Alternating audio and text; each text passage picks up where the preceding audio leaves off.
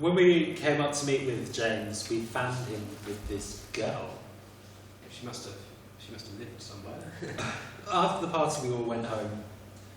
James explained the entire thing to his parents. They must have found it a bit unusual, but I think they liked her when they met her. They half expected her to dissolve into the carpet any moment. I think Emma did too. James still does. Anyway, Emma started a business. Turns out she was unnervingly capable. She could learn anything she turned her mind to. Martial arts, languages, programming, maths. Everything and anything she just learned like it was simple, obvious. Just a pattern from which a rule could be easily understood and from which an entire skill set could simply be learned as if it were easy.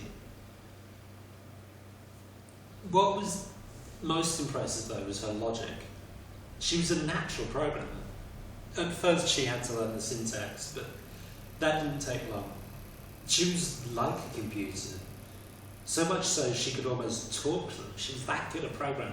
She and Eric worked together on a project, and when we sat down to do our next demo, the two of them together were unstoppable. It was pretty cool, actually. You know, I did the art, James wrote the music, Ben directed, as was his wont. And although I think Emma kind of monopolised on this one. So come the demo party 1 year later. Emma is still living at James's parents' place. Eric, Ben and James were all at uni, and they hadn't been around much, and I was at the local art college for the demo party. It turned out that Emma could fund pretty much the entire trip. She was earning enough money from her programming to sustain herself and James' parents. So she was pretty well off. We managed to get a student discount on the flight and the tickets and accommodation, so that all turned out well. The party itself? Amazing. Of course, our demo came in first place. Stuff got a little complicated in the middle though. How so?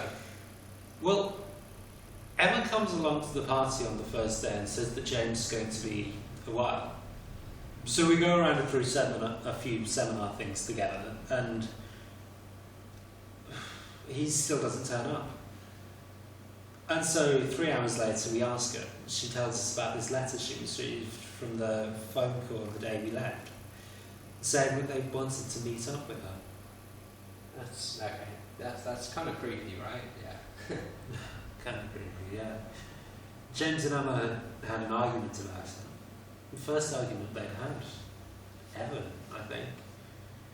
James wanted to leave it alone, ignore it, but Emma wanted to go along and see what they wanted. Eventually it was time for the competition, and James still hadn't turned up. He missed the first few entries, I think, but he turned up just in time for us.